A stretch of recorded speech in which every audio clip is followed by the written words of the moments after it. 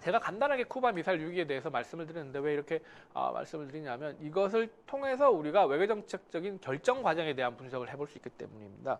이 쿠바 미사일 위기에 대한 스토리를 통해서 알 수 있는 세 가지 정책적인 결정이 있습니다. 아까 제가 말씀드렸던 것처럼 첫째, 미국이 소련은 왜 핵미사일을 쿠바에 설치했는가라고 하는 것이죠.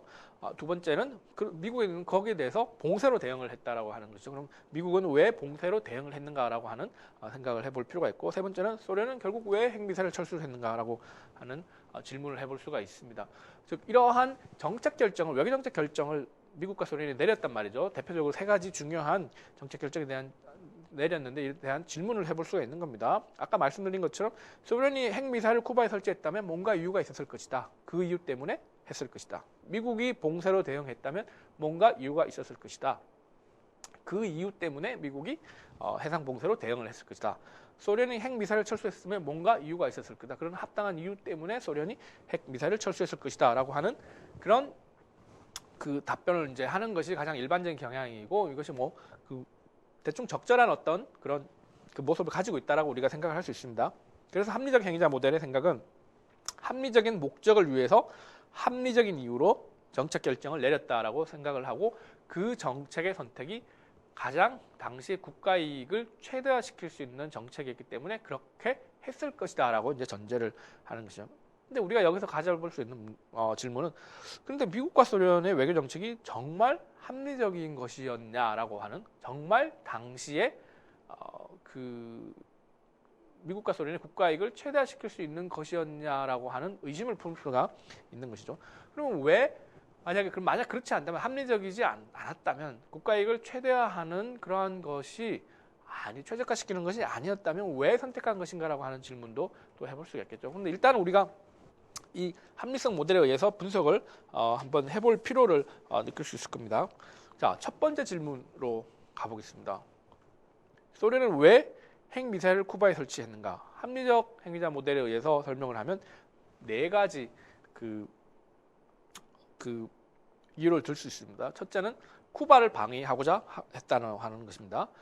즉 쿠바에 59년도에 1959년 사회주의 혁명이 일어나서 소련과 친한 국가가 있었는데, 잘 아시다시피 1961년도에 쿠바를 전복하려고 하는 피그만 사건들이 있었고, 또 카스트로를 제거하고자 하는, 암살하고자 하는 그러한 비밀 계획들도 당시에 있었거든요. 따라서 쿠바는 안보 위협을 많이 느꼈고, 소련도 그런 쿠바를 잃고 싶지 않았기 때문에, 쿠바의 존재 자체가 미국에게 상당한 위협이 되기 때문에 소련 입장에서는 냉전의 경쟁 구도에서 미국에게 뭔가 일격을 가할 수 있는 그러한 기회를 얻을 수 있는 것이죠. 따라서 쿠바를 방해하려고 했던 것이다.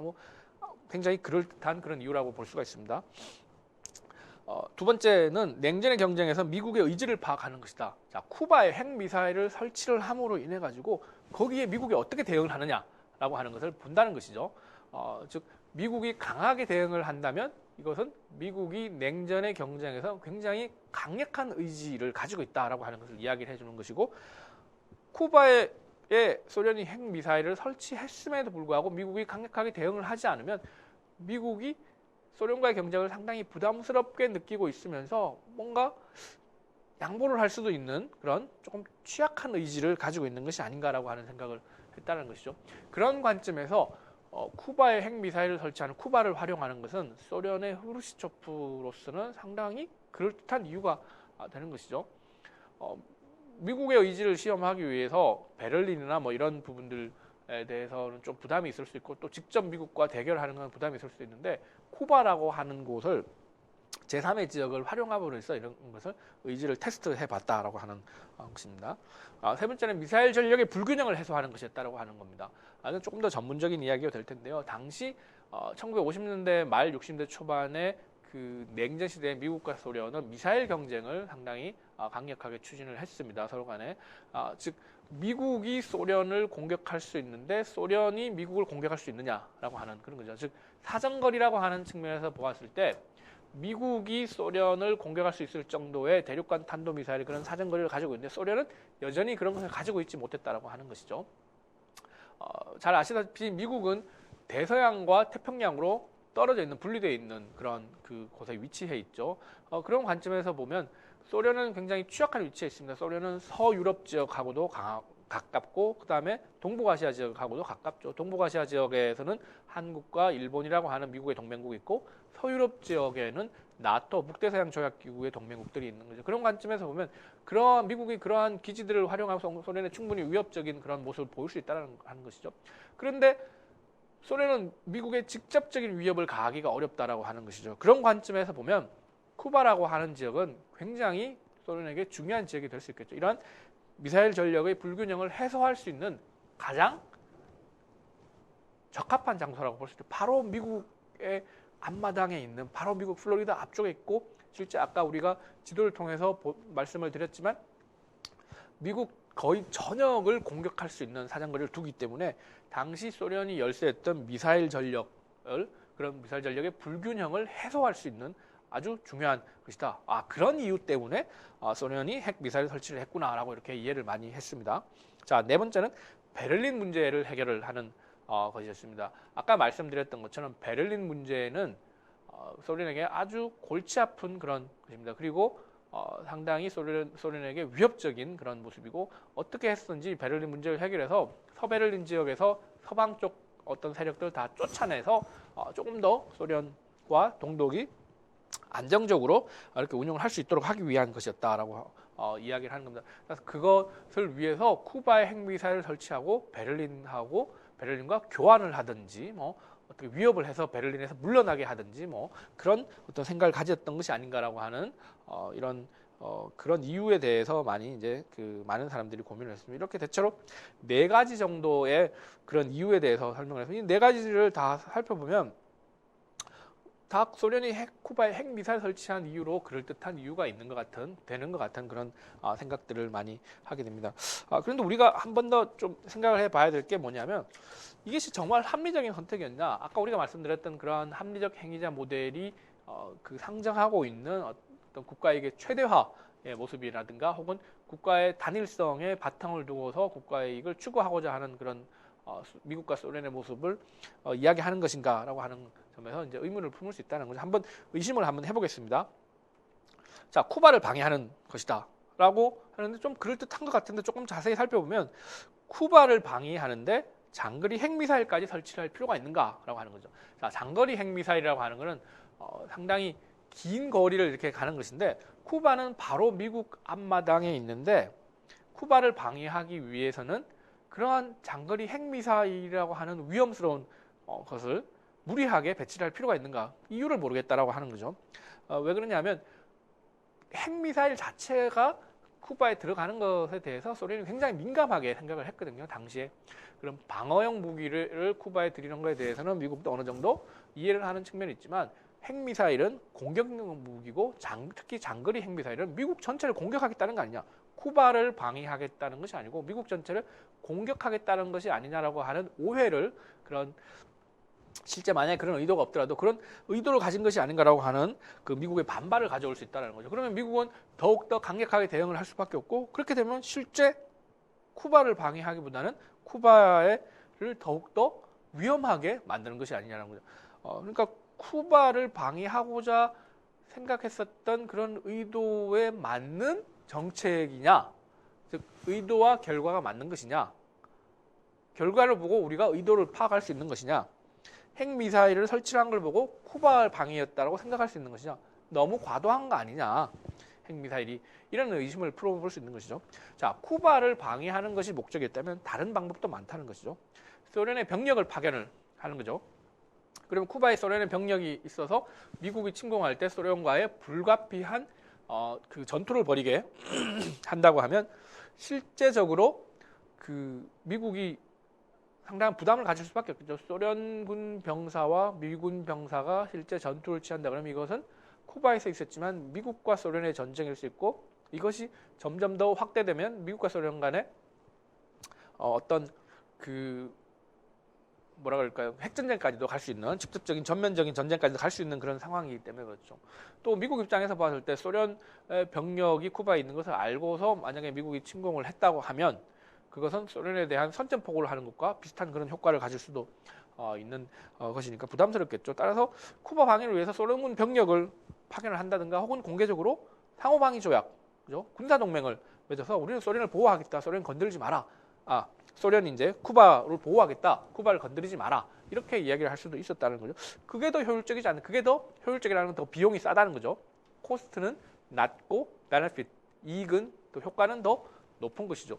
핵미사일을 설치하는 것은 너무 무리 아니냐라고 하는 거죠. 결국 의도와 결과가 맞는 것이냐, 이런 의심을 해볼 수 있다는, 그것이 만약에 의도와 결과가 맞지 않다면 뭔가 의도 정책의 의도 정책 목표를 세우는 과정과 정책을 이행하는 과정에서 뭔가 왜곡이 있었을 거다라고 하는 우리의 의심의 그런 합리적인 의심을 우리가 해볼 수 있다라고 하는 것이죠. 그러면 왜 그랬냐라고 하는 생각을 해볼 수 있는 겁니다. 두 번째, 냉전의 경쟁이었다. 자, 냉전의 경쟁이라고 하는 것도 뭐 그럴듯하기는 한데 또 다시 생각을 해보면 그것이 사실 정말 합리적인 선택의 과정이었나라고 하는 의심을 해볼 수 있는 겁니다. 자, 냉전의 경쟁에서 쿠바에 핵미사일 설치를 하는 것이 효과가 있는가, 이런 생각을 한다는 겁니다. 냉전의 경쟁에서 미국의 의지를 파악을 하는데 미국은 그동안 계속해서 냉전 경제에서 미국이 어떤 이 소련의 어떤 도발적인 행위나 공격적인 행위에 대해서 어떻게 대응을 할 것인가에 대해서 상당히 구체적으로 자세하게 그 자신의 의지를 이야기를 했습니다. 특히 그 의지가 잘 표명된 것이 1948년 베를린 봉쇄지였고 또 쿠바 미사일 위기가 발생하기 직전에 있었던 제2차 베를린 위기의 그 당시 상황에서도 미국이 베를린 지역에 대해서 얼마나 강력한 입장을 가지고 있고 또 소련과의 대결 구도에서 절대 밀리지 않을 것이다라고 하는 것을 의사표현을 했다라고 하는 것을 잘 알 수 있는데, 쿠바에 미사일 기지를 설치를 하는 걸 가지고 그것을 다시 테스트할 필요가 있느냐? 쿠바에 핵미사일을 설치를 하는 게 그런 냉전에 미국의 의지를 시험하는 수단일 수 있는가라고 하는 의심을 하는 것이죠. 미국의 의지는 이미 분명한데 왜 쿠바에서 다시 시험을 하는가? 쿠바의 미국의 의지를 파악하는데, 그리고 다른 어떤 수단도 많은데 장거리 핵미사일까지 설치해가지고 더 위험하게 만든, 스스로 위험을 이렇게 뒤집어 쓸 필요가 있는가라고 하는 것이죠. 또 특히 그 시기 자체가 민감했습니다. 1962년 10월이라고 하는 시기는 미국이 중간 선거를 앞두고 있는 시기였습니다. 1960년도에 이제 대통령 선거와 미국의 그 선거가 있었죠. 의원을 뽑는 선거가 있었죠. 60년 11월이었죠. 그 선거에서 케네디 정부가 들어오고 난 다음에 바로 처음 중간 평가를 받는 선거가 바로 한 달도 남지 않았습니다. 62년 11월 초에 있는데 그 바로 10월 달에 바로 직전에 한 달도 남지 않은 그 상황에 미국의 의지를 시험한다는 게 말이 되냐, 이런 설명이죠. 왜냐하면 선거를 앞두고 있으면 이 표를 의식할 수밖에 없기 때문에 그 지도자는 어떤 그 외부의 그 공격이나 어떤 그 타격에 대해서 굉장히 단호한 입장을 가질 수밖에 없는 것이죠. 즉 케네디 행정부는 어떤 다른 시기보다 1962년 10월의 시기에서는 더욱더 단호한 입장을 볼 수밖에 없는데, 그런 단호한 입장을 보일 것이라는 것을 분명히 예상을 할 수 있는데 왜 그 시기에 냉전의 경쟁에서 미국의 의지를 시험한다는 어떤 그러한 이유로 쿠바에 핵미사일을 설치했겠느냐? 말이 안 된다는 거죠. 즉 냉전 경쟁에서 미국 의지를 시험한다라고 하는 어떤 목적을 달성하기 위해서 쿠바에 핵미사일을 설치한 것이 아닐 것이다라고 하는 생각을 하는 거죠. 즉 결과와 의도가 맞지 않는다라고 하는 그런 거죠. 그러면 왜 그런 것이냐, 또 이런 또 의심을 품어볼 수가 있는 겁니다. 자, 세 번째로 넘어가겠습니다. 자, 미사일 전력의 불균형을 해소하는 것이다. 뭐 처음 들으면 그럴듯한 모습을 가지고 있고 뭐 사실 그런 부분들이 충분히 있습니다. 그런데 또 다른 또 의심을 해볼 수 있습니다. 자, 소련이 기술적으로 보면 2, 3년 정도 후면 소위 ICBM 대륙간 탄도미사일을 건설하게 할 수 있는 그런 상황이었습니다. 당시 그걸 후르시초프도 알고 있고 소련의 군부도 알고 있었다는 것이죠. 자, ICBM을 건설할 수 있다는 것은 소련이 바로 소련 본토에서 미국까지 공격을 할 수 있다는 거죠. 즉 미사일의 불균형이 어느 정도 해소되는데 그것이 2, 3년이면 되는데 왜 굳이 1962년 10월에 그 쿠바의 핵미사일 기지를 설치함으로써 그것을 성급하게 해소하려고 한 것이냐. 물론 뭐 2, 3년 빨리 그런 것을 해소하면 좋기는 하겠지만 어떤 정책에는 이익이 있는 반면에 리스크라는 게 항상 있죠. 위험 부담이 있다는 거죠. 그러한 위험 부담을 미국과 대결을 해야 될 수도 있고 핵전쟁을 해야 될 수도 있는 그런 위험 부담을 떠안으면서까지 왜 기다리지 못했느냐? 왜 그렇게 했느냐? 자, 우리가 그런 생각을 해볼 수가 있습니다. 미국의 반발이 커지면 미국이 쿠바를 오히려 더 공격을 할 수 있고 공습을 할 수 있는 그런 위험이 더 커지는데 왜 갑자기 서두르냐? 그냥 2, 3년 더 기다리면 되지 않냐? 그 2, 3년 동안 미국이 소련을 침공할 것도 아니고 세계 전쟁이 발생할 것도 아니고 미국이 어떤 다른 소련에게 위협이 될 만한 커다란 어떤 그 전력상의 불균형이 발생할 것도 아닌데 왜 그랬느냐라고 하는 생각들을 해볼 수가 있는 거죠. 그러면 뭔가 다른 이유가 있을 거다. 의도와 결과가 다르니까 뭔가 다른 게 있지 않을까 이런 의심을 해볼 수 있는 겁니다. 자, 네 번째 베를린 문제를 해결하는 그런 것입니다. 자, 베를린 문제를 해결하기 위해서 소련이 쿠바에 핵미사일을 설치했다. 쿠바와 베를린을 교환하려고 한 것이 아닌가 뭐 이런 생각을 할 수 있는데 자, 만약 그렇다면 그것을 정말 원했다면 쿠바에 핵미사일을 설치하고 있는 모습을 조금 더 신중하게 해야 되지 않냐라고 하는 거죠. 자, 쿠바의 핵미사일이 완성되고 난 다음에 그 다음에 미국에게 짠! 우리 쿠바에 핵미사일 설치했어. 이렇게 해야 된다는 거죠. 자, 어떡할래? 이거 우리 철수 못해. 그러면 미국이 철수해 그럴 거 아닙니까? 그러면 그래? 그럼 우리 한번 협상 한번 해볼까? 너희 베를린에서 나가. 우리 쿠바에서 나갈게. 뭐 이런 식의 그 모습이 될 수 있다는 거죠. 쿠바에 핵미사일이 설치되어 있다라고 하는 것은 아까 지도에서 본 것처럼 여러분들 본 것처럼 미국에 상당히 위협이 될 것이기 때문에 뭐 일종의 거래가 성사될 수도 있는 그런 상황이었다고 볼 수 있습니다. 그렇다면 쿠바에 핵미사일 기지를 설치한다는 걸 굉장히 정교하게 잘 가리면서 그렇게 했어야 되는데 사실 이상한 게 쿠바에 핵미사일 기지 설치하면서 위장을 하지를 않았어요. 쿠바에 핵미사일을 설치를 하는데 미국 몰래 해야 될 텐데 미국이 뭐 너희 우리 쿠바에 핵미사일 설치해 이거 봐라? 라고 할 정도로 그런 정도로 이렇게 그 소련 군들이 작업을 했다는 말이죠. 그러면 쿠바에 핵미사일 다 설치하기 전에 미국이 그 사전 조치를 통해서 그걸 다 저지시킬 수 있을 정도의 그런 그 행동들을 보이는데 왜 그런 거냐? 정말 당시에 그런 그 소련군의 행동을 보면 정말 그 소련이 쿠바에 미사일 설치를 하기를 원하는 건지 이런 것을 미국 사람들이 많이 의심을 했다고 합니다. 그 핵미사일 설치한 그 전에 이 미사일 기지가 공격당하지 않도록 하기 위해서 대공 방어 시설을 해야 됩니다. 즉 이제 정찰 온다거나 공격을 하러 미사일 기지를 공격하고 그럴 때 그걸 저기 그 지대공 미사일 같은 걸 이렇게 방어를 할 수 있는 거죠. 그러니까 기지를 방어하기 위한 그 공격 시설이 우선적으로 설치돼야 되는데 그건 제대로 설치하지도 않고 미사일 기지를 설치함으로 인해서 미국 사람들이 보기에는 조금 이상하다. 이게 원래 얘들이 이 미사일 기지를 설치하려고 하는 게 맞는 거냐라고 하는 의심을 했다는 거죠. 즉 베를린 문제와 교환을 하려고 하거나 그랬으면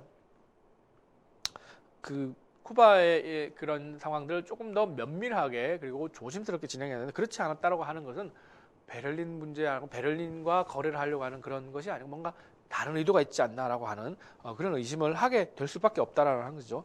또 특히 미국 정부가 쿠바의 공격 무기 배치에 대해서 상당히 민감함을 그동안 많이 그 언급을 했었고요. 그 케네디 정부가 실제 그 미국 주재 소련 대사를 불러가지고 이 부분에 대해서 사실 확인도 하고 했습니다. 근데 그런 것들이 있는데 왜 이렇게 강하게 밀어붙였느냐라고 하는 생각들을 조금 해볼 수가 있을 겁니다. 그런 부분들을 생각해 보면 베를린 문제를 해결하기 위한 의도였다라고 보기에는 문제가 있다. 뭐 이런 결론을 내린다는 거죠. 그러니까 베를린 문제를 해결하기 위한 의도에서 쿠바에 미사일 설치를 한 건 아니다라고 하는 그런 판단을 한다면 정책의 의도와 정책의 결과가 여전히 서로 맞지 않는 그런 모습이죠. 자, 그럼 네 가지 이런 모습들에 대해 특히 쿠바 방위, 냉전 경쟁, 미사일 전력의 불균형 해소, 베를린 문제 해결이라는 이 네 가지의 어떤 이유들을 가지고서 우리가 생각해 봤는데 그렇지 않네. 쿠바에 핵미사일 설치한 이유가 안 되네. 이렇게 설명을 하는 겁니다. 그럼 자, 과연 소련의 당시 외교정책 결정 과정이 이런 합리적인 행위자 모델에서 설명하는 것과 같은 모습으로서 우리가 이해될 수 있느냐라고 하는 의심을 이제 품어볼 수 있다는 것이죠. 자, 다음 미국 케이스로 넘어가겠습니다. 자, 쿠바 미사일 위기의 이제 두 번째 질문은 미국은 왜 해상 봉쇄로 대응을 했는가라고 하는 거죠. 합리적 핵미사 모델의 설명은 간단합니다. 해상 봉쇄라고 하는 것이 공습, 에어스트라이크, 이제 공군이 공습을 하는 거죠. 혹은 외교적 해결, 또 외교적으로 이제 유엔이나 이런 데 가가지고 해결을 하는 그런 모습들이라고 볼 수 있습니다. 보다는 합리적인 중간 단계다. 즉 전쟁 냄새도 조금 덜 나고 공격적이지도 않고 상당히 방어적인 부분이 있고, 또 이런 작전 자체가 미국 주변에서 하는 거니까, 쿠바 주변에서 하니까 미국의 앞마당에서 하겠죠. 그러나 미국 앞마당에서 하니까 유사시에 미국에게 조금 더 유리한 모습을 가질 수 있다는 거죠. 소련은 아주 저 멀리 있잖아요. 대서양 넘어가지고 있으니까 그 미국에 좀 더 유리한 그런 모습이고, 또 만약 군사적 그러니까 그리고 이제 또 쿠바는 베를린 위기로의 확산 가능성 이 상당히 쿠바 공습은 베를린 위기 확산 가능성이 있음에 비해서 해상 봉쇄라고 하는 건 상대적으로 그런 가능성이 좀 적다는 것은 덜 공격적이라는 거죠. 그 쿠바 지역을 이제 그 공군이 에어스트라이크 공습을 한다라고 하는 것은 바로 이제 공격을 하는 거니까 그 쿠바 입장에서 상당히 민감하고 소련 입장에서 민감해서 이것이 베를린 지역으로 이런 그 전선이 확대될 가능성도 우려할 수 있는데, 해상 봉쇄라고 하는 것은 그 쿠바 지역 주변 지역으로 들어오는 뭐 배들이나 항공 이런 것들이 못 들어오게 일단 막는 약간 더 방어적인 의미의 냄새가 더 나니까 그런 분위기가 있으니까 좀 더 부담이 적었다라고 하는 것이죠. 이런 여러 가지 뭐 몇 가지 이유를 보면 미국은 봉쇄로 대응을 했겠구나라고 이제 생각을 그렇게 할 수가 있었다라는 것이죠. 그런데 조금 이제 또 생각을 해보면 다른 대안이 어떤 대안이 있을까? 자, 우리가 그런 생각을 해볼 수 있다는 거죠. 자, 우리가 그 합리적 행위자 모델에서 생각을 해볼 때 그 정보를 파악을 하고 어떤 다른 선택지들이 있는지를 보고 그 선택지들 간의 베네핏과 코스트가 무엇이냐 뭐 이런 것들을 생각을 한다는 것이죠. 즉 어떤 것이 A, B, C, D, E 다섯 가지가 있다면 A의 베네핏은 뭐고 코스트는 뭐고 B의 베네핏은 뭐고 코스트는 뭐고 이런 것들을 비교를 다섯 가지를 해서 베네핏이 가장 크고 코스트가 가장 낮은 선택지를 하는 것이다. 뭐 이렇게 생각을 할 텐데, 결국 그 당시에 케네디 행정부 자체도 여러 가지 대안들을 생각을 했던 것이 사실입니다. 그 결과 합리적 행위자 모델을 가지고서 그 우리가 고려를 했을 때 해상 봉쇄가 결정된 것이다 이런 판단을 내는 것입니다. 자, 당시에 어떤 다른 대안이 있을까? 그냥 무기를 한다. Do nothing. 아무것도 하지 않는다. 그냥 내버려 둔다. 쿠바에 핵미사일을 설치하든 말든 미국을 공격만 하지 않으면 되니까 그냥 내버려 둔다. 괜히 골치 아픈 일을 만들 필요가 없다. 뭐 이런 것도 생각을 했다고 하고, 두 번째는 외교적 압력을 넣는다. 즉 외교적으로 이런 것들, 이 쿠바에 미사일 설치하는 것과 같은 행동들은 우리가 도저히 용납할 수 없다. 뭐 실제 공습이나 전쟁을 하지는 않더라도 우리가 강력하게 대응할 것이다. 그리고 국제사회가 계속해서 그 소련의 행동을 비난하게 함으로 인해서 이 미국은 평화를 지키고 평화를 위하는 국가이고 소련은 그렇지 않고 굉장히 공격적이고 나쁜 국가다라고 하는 그런 그 나쁜 레퓨테이션을 주는 것이죠. 그걸 통해서 그 소련이 이 쿠바 미사일을 철수하도록 하는 어떤 그러한 모습의 외교적 압력을 취한다라고 하는 생각도 이제 했다는 것이죠. 세 번째는 카스트로에게 비밀 접근을 이제 해서 협상을 한다는 거죠. 너 이거 왜 설치하려고 하냐? 너 이 미국 바로 앞에 있는데 소련이랑 너무 친하게 지내면서 소련이 원하는 대로 하고 너 이용당하는 거다. 결국은 미국과 소련 사이에서 그 카스트로 쿠바가 오히려 더 커다란 희생을 치르게 될 것이다. 이러지 마라라고 해서 카스트로를 설득해가지고, 혹은 뭐 카스트로에게 또 당근과 채찍을 뭐 주면서 이 핵미사일을 철수하게끔, 카스트로 스스로, 쿠바 스스로 철수하게끔 뭐 그렇게 한다. 혹은 네 번째는 전면적인 공격을 한다. 무조건 침공을 하는 거죠. 이 핵미사일은 도저히 우리가 받아들일 수 없는 거다. 그래서 그냥 안 그래도 그 쿠바가 마음에 안 들었는데 그 바로 미국 앞마당에서 위협적이어서 상당히 골치였는데, 이 기회에 명분이 생겼으니까, 즉 쿠바에 소련 핵미사일 설치했던 명분이 생겼더니 그냥 쳐들어가가지고 그걸 다 없애버리자. 그리고 이참에 카스트로 정권도 전복시키고 그 미국의 친화적인 그런 어떤 정부를 세우자, 뭐 그런 이제 의도 생각들도 있었다는 거죠. 다섯 번째는 공습입니다. 에어스트라이크.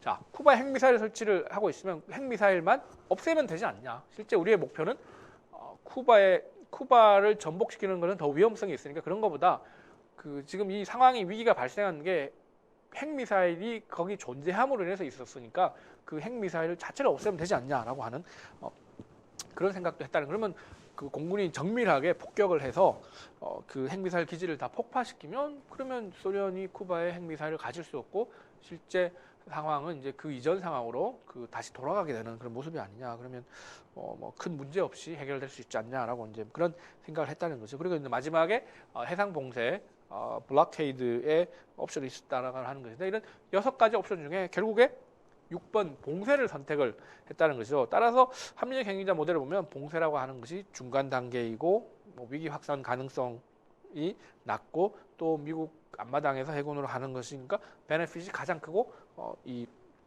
코스트는 작다. 뭐 무기를 하는 이렇게 판단을 했다는 것이죠. 무기를 하는 것은 너무 무책임한 것이죠. 가만히 내버려둬서 미국에게 더 큰 위협이 되고 또 소련이 미국을 우습게 알게 되면 냉전의 경제에서 어떻게 될 거냐 뭐 이런 그 비판이 있고 외교적 압력은 실제 효용성이 긴급한 시기인데 그 시간도 오래 걸리고 효용이 있을 것이냐라고 하는 것이 문제이고 카스트로에게 접근을 하는 것 자체도 이것이 현실적이냐 카스트로도 원했을 텐데 카스트로가 소련 말을 듣지 미국 말을 듣겠냐 뭐 이런 비판이 있을 수 있겠죠.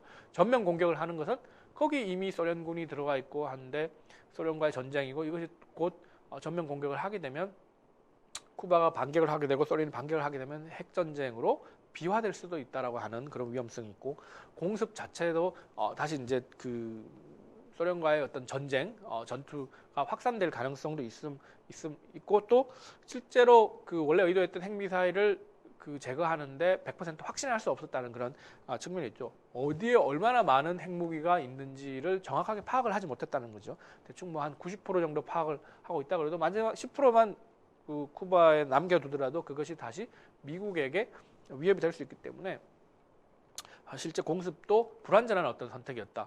그렇기 때문에 해상 봉쇄를 선택했다. 뭐 이런 설명을 하는 겁니다. 따라서 해상 봉쇄가 가장 합리적인 선택이지 않았을까라고 하는 그런 의심을 이제 하게 되는 것인데요. 자, 그럼 실제 그런 것이었나라고 하는 것을 우리가 또다시 의심을 해볼 수 있다라고 하는 거죠. 즉 봉쇄는 다른 대안보다는 합리적인 정책이었기 때문에 선택된 것인가라고 하는 것을 우리가 생각해 볼 수 있다라고 하는 것이죠. 아까는 5가지 다른 대안들이 가지고 있는 문제점에 대해서 이야기를 했는데 실제 해상 봉쇄는 또 완전히 그 미국의 의도를 그 미사일을 제거하고자 하는 의도를 그 완성시켜주는 그런 정책적인 대안이었냐라고 하는 것에 비판을 받을 수가 있겠죠. 자, 우선 공습이라고 하는 에어스트라이크는 케네디 대통령이 원하는 핵미사일의 완전 재고를 보장하기 못했다라고 하는 거죠. 그러면 봉쇄는 그걸 보장하느냐라고 하면 그렇지는 않죠. 그렇기 때문에 봉쇄는 차선책이었지 최선책은 아니었다라고 하는 거죠. 이미 들어와 있는 그 핵미사일에 대해서는 해결책이 없었죠. 물론 앞으로 더 이상 더 들어올 수 있는 그런 핵미사일은 미리 막음으로 인해 가지고 이 상황을 그 현상을 그냥 그 동결시키고 그 다음 어떤 조치를 취할 수 있는 시간을 벌 수 있는 그런 어떤 부분은 있었는데 실제 그 이미 들어와 있어서 미국에 이미 위협이 되고 있는 핵미사일에 대해서 그리고 기지가 거의 완성되고 있는 상황이었는데 그런 상황에서 봉쇄라고 하는 것이 실제 미국이 선택할 수 하고 있었던 가장 최선의 어떤 선택이었냐 하면 그것은 아니었다라는 거죠.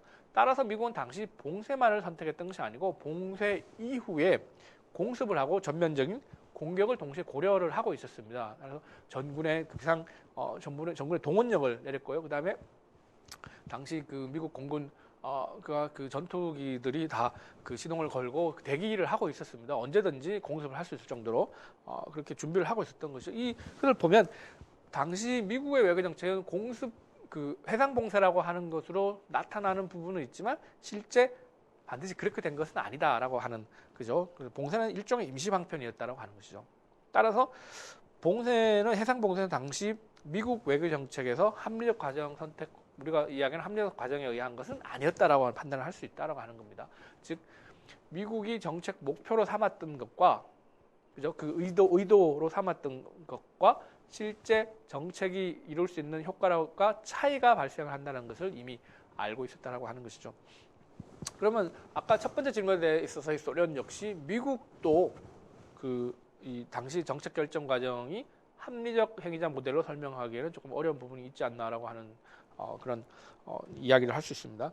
자, 세 번째로 넘어가겠습니다. 자, 소련은 왜 그 핵미사일을 철수했느냐? 뭐 합리적 행위자 모델 이렇게 설명하였죠. 미국이 압도적으로 우위에 있다. 전략적으로, 전술적으로 우위에 있다. 따라서 소련이 불리하다. 계속해서 이런 위기를 가져가면 소련이 불리해질 수밖에 없고 소련에게 더 커다란 위험이 올 것이다라고 하는 것을 후르시초프를 비롯한 당시 공산당의 소련 공산당 정치국의 최고 간부들이 인식을 했기 때문에 철수를 결정을 한 것이다라고 하는 뭐 그런 합리적인 이유일 수 있습니다. 자, 이 당시 철수를 하는 것이 약간 체면을 손상시키는 것이 있지만 사실 미국도 테스트를 해봤고 뭐 또 쿠바도 일정 부분 소련이 보호하려고 한다는 것을 보여줬고 그렇기 때문에 일정한 목표를 달성한 것이다. 그렇기 때문에 핵전쟁이라고 하는 더 큰 위험을 감수하는 것보다는 훨씬 더 나았다라고 하는 거죠. 그리고 또 소련과 미국의 협상에서 터키의 주피터 미사일에 대한 그 양보를 받아냈습니다. 미국 케네디 정부가 공개하지 않는 것을 전제로 해가지고 그 협상 과정에서 터키에 있는 미국의 주피터 미사일 기지를 철수하겠다고 약속을 했었죠. 실제 나중에 6개월이 지나고 난 다음에 그 선거가 끝나고 난 다음에 철수를 했었죠. 자, 이걸 보면 뭐 소련이 당시 얻을 것은 없고 그래서 그 미사일을 철수하는 것이 맞구나라고 이렇게 설명할 수 있는데 다시 한번 또 의심을 해보면 당시 소련이 미사일을 철수한 것이 합리적인 것이었나? 소련은 합리적인 정책 결정 과정을 통해서 미사일을 설치했냐? 당시 여러 가지 대응할 수 있는 옵션들을 고민을 하고 그 옵션들의 베네핏 코스트를 다 계산을 해보니까 미사일 철수하는 것이 가장 소련에게 베네핏이 컸기 때문에 이익이 컸기 때문에 철수를 한 것이냐라고 하면 그런 것이 아니다라고 하는 그런 어떤 설명을 해볼 수 있다는 겁니다. 자, 미국이 그런 해상 봉쇄를 했기 때문에 그것을 상당히 위협을 느끼고 좌절감을 느꼈기 때문에 소련이 핵미사일을 철수했는가? 전혀 아니다라고 하는 거죠. 해상 봉쇄는 여러 차례 뚫렸었다는 거죠. 그 해상 봉쇄를 돌파했던 여러 가지 모습들이 있습니다. 그런 모습들이 있었기 때문에 미사일을 철수했다라고 하기는 상당히 어려운 그런 부분들이 있습니다. 그것 때문에 봉쇄 때문에 철수한 것은 아니다라고 하는 거죠. 그러니까 사실상 소련의 후르시초프 입장에서도 미국이 추가적인 조치를 할 수도 있다라고 하는 것을 알고 있었다는 거죠. 공습이나 전면 공격이나 이런 것이 있었기 때문에 소련의 후퇴를 가져왔다는 거죠. 물론 그것을 인식했기 때문에 그 인식의 결과 이 핵미사일 설치하는 그 철수하는 것이 맞다 뭐 이렇게 하는 것은 이제 합리적인 선택 과정이죠. 이게 코스트가 점점 커지니까 코스트가 커지는 선택은 배제시키려고 하는 것이었죠. 자, 핵미사일을 계속해서 남겨두고 계속 반입을 하고 미사일 기지를 설치하는 것은 이제 더 이상 그 이익을 얻을 수 없고 손해가 커지기 때문에 이제 그렇다고 볼 수 있는데 그럼 과연 소련의 그런 결정들 자체가 그런 여러 가지들을 더 그 고민을 하고 대안을 생각을 하고 베네핏 코스트를 생각을 한 것이냐? 라고 이제 말씀을 드리면 그거는 또 아니다라고 이제 말씀을 드릴 수가 있는 겁니다. 이제 뭐 외교 정책적으로 소련이 당시에 얻은 게 뭐냐라고 하는 거죠. 당시 얻은 거는 미국과의 그 전쟁을 방지했다라고 하는 거죠. 또 얻은 걸 한 가지는 터키의 미사일 기지를 철수시키는 것이었는데 그럼 결과적으로 보면 터키의 미사일 기지를 철수시키기 위해서 핵미사일을 설치를 하고 그 난리를 피웠냐라고 하는 생각을 해볼 수 있다는 거죠. 그만한 과정도 예상을 하지 못하고 그만한 위험성이 있다는 걸 예상을 못하고 그렇게 경솔하게 혹은 혹시 감정적으로 의사결정을 하고 한 것이 아닌가라고 하는 그런 의심을 해볼 수 있다는 것이죠. 자, 목표에 비해서 수단이 지나친 위험성을 수반하고 있는 경우였다라고 하는 겁니다. 그러면 당시 소련의 외교정책 자체가 미사일 설치하고 미사일을 철수해 나가는 과정이 뭔가 그 의도를 성취를 하고 난 결과가 의도를 성취한 그런 모습으로서 볼 수 있냐? 미국과의 협상이 성공한 것이었냐? 뭐 가령 이런 질문들을 해볼 수 있다는 거죠. 따라서 후르시초프가 철수를 결정할 때 그런 걸 다 고려한 것이냐라고 하는 것을 우리가 생각해 볼 때 실제 그렇지는 않았다라고 이렇게 판단할 수 있는 겁니다. 왜냐하면 단적인 예로 당시 협상이 그렇게 타결됐다는 것 자체를 소련의 후르시초프 서기장은 알고 있지 못했다라고 합니다. 이미 그 명령을 철수하라고 명령을 내리고 난 다음에 보고를 받았다라고 하는. 그러면 후르시초프 생각이 뭐냐라고 이렇게 이야기를 할 수 있을 텐데, 즉 뭐 그 부분에 대해서는 이제 조금 더 면밀하게 우리가 검토를 해보고 다음 시간이나 그 다음 시간에 또 논의를 해볼 텐데요. 우리가 이제 알 수 있는 거는 이 정책 결정 과정에 대해서 우리가 미국이나 소련이나 모두 다 합리적인 정책 결정 과정의 모습을 거칠 것이다라고 생각을 하지만 실제로는 반드시 그런 모습은 아니다는 합리적 행위자 모델 무조건 틀렸다라고 말씀을 드리는 것은 아닙니다. 제가 처음에도 말씀드렸던 것처럼 이 정책 결정 과정, 국가의 외교 정책 결정 과정뿐만 아니라 다른 경제 정책이라는 정책 결정 과정, 일반 기업 회사에서의 그 의사 결정, 투자를 한다거나 어떤 그 내부의 어떤 정책을 결정하는 거, 개인의 어떤 그 의사 결정 모두 다 기본적으로 이런 합리적 선택의 과정, 고민의 과정을 거치게 됩니다. 그런데 이 합리적 고민의 과정만을 가지고서 이루어지지는 않기 때문에 상당히 다른 변수들에 대한 고민이 필요하다는 것을 말씀드리기 위해서 그런 겁니다. 이 합리적 행위자 모델이 가장 기본적인 것이고 모든 의사결정을 할 때 여러분들이 앞으로 그 사회에 나가거나 혹은 뭐 여러 가지 결혼을 하거나 혹은 회사에서 중요한 일을 맡을 때 혹은 국가의 일을 맡아서 국가의 정책 결정을 할 때도 이러한 과정을 거치게 되어 있고 반드시 거쳐야 됩니다. 그런데 이 과정에서 다른 변수 요인들이 상당히 많이 개입을 하는 경우가 있는데 그런 것들까지도 고민을 해야 되는 것이지 이 합리적 선택의 과정을 거쳤기 때문에 반드시 의도와 결과가 일치할 것이다라고 예상을 해서는 안 된다고 하는 것이죠. 이런 것을 고민을 해볼 수가 있습니다. 그래서 소련은 왜 쿠바에 핵미사일을 설치했는가? 미국은 왜 봉쇄로 대응을 했는가? 소련은 왜 쿠바에 핵미사일을 철수했는가에 대해서 우리는 그냥 당연하게 합리적인 어떤 그 사고 과정을 거쳐서 답을 하는 경향이 있는데 그것이 대부분 뭐 적절한 경우가 있습니다. 그렇지만 반드시 그렇지 않다라고 하는 걸 인식을 하고 다른 변수들이 그러한 의사결정 과정에 정책 결정 과정에 어떤 영향을 미치는지에 대해서 고민을 해볼 필요가 있다라고 하는 것이죠. 자, 이러한 제가 설명을 드린 이 사례에 대한 것들이 영화로도 나와 있고 책으로도 설명이 되어 있습니다. 영화는 그 13 Days라고 하는 영화를 보면 이 쿠바 미사일 위기에 대한 어느 정도의 그 각색을 한 것은 사실이지만 상당히 자세한 내용들이 진행이 되어 있습니다. 그리고 책으로도 보면 이제 그 쿠바 미사일 위기에 대한 뭐 다양한 책들이 있습니다. 그런 이 과정을 통해서 여러분들이 실제 그 미국과 소련의 외교 정책 결정에 관한 모습들을 이제 볼 수가 있습니다. 자, 결론적으로 우리가 그 합리적 행위자 모델을 한번 재검토를 해보면 외교 정책 결정 과정은 대체로 목표를 설정하고 이를 달성하려고 하는 합리적 과정을 따르는 것이 맞습니다. 그죠? 원인과 결과에 대한 분석을 수반을 하게 됩니다. 하지만 모든 정책 결정이 합리적인 정책이기 때문에 이루어지는 것은 아니라고 하는 것이죠. 모든 것이 최적이기 때문에 합리적인 결정 과정 속에서 합리적이기 때문에 그 정책이 선택되고 이루어지고 시행되는 것은 아니라는 거죠. 합리적인 정책 결정 과정, 즉 베네핏이 코스트보다 크다. 쉽게 얘기해서 간단히 말씀드려서 베네핏이 코스트가 크다.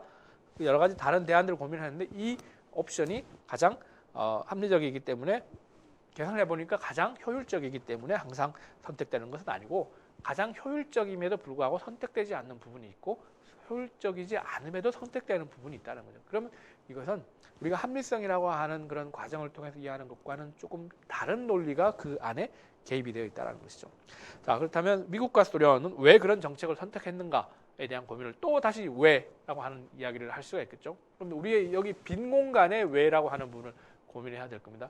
자, 우리가 사례를 제시할 때 가장 우리가 많이 논의하는 쿠바 미사일 위기에 대한 사례를 우리가 말씀을 드렸는데 실제 우리가 한국의 외교 정책 과정에서도 이런 모습을 많이 볼 수가 있을 겁니다. 한국은 왜 그렇게 선택을 했느냐, 왜 미국과 FTA를 맺었느냐, 이런 이야기를 한국은 왜 중국과 FTA를 맺었느냐, 이런 이야기들을 할 수가 있을 겁니다. 그럼 결정의 과정에 보면 그것이 가장 어떤 그 합리적 선택 과정에 이익이 되고 베네핏이 크고 코스트가 작기 때문에 된 것이 아니고 물론 그것이 가장 기본적인 것이겠지만 다른 요인들이 상당히 많이 작용을 한다는 것이죠. 그래서 우리가 합리적 행위자 모델의 그런 장점에도 불구하고 다른 대안적인 모델을 가지고서 또 한번 재검토를 해볼 필요성을 느끼게 된다고 하는 겁니다. 그것이 합리적 행위자 모델이 가지고 있는 기본적인 의미가 될 것이고 또 우리가 외교정책 결정 과정에 대해서 공부를 할 때 가장 중요한 것이기는 하지만 조금 더 우리가 색다른 고민을 통해서 정책 결정 과정을 더 잘 이해할 수 있도록 도와주는 어떤 역할을 하게 된다고 이렇게 말씀을 드릴 수가 있겠습니다. 자, 그리고 오늘 이 합리적 행위자 모델을 통해서 우리가 외교 정책 결정 과정에 대해서 살펴봤는데요. 오늘 강의는 여기서 마치겠습니다. 감사합니다.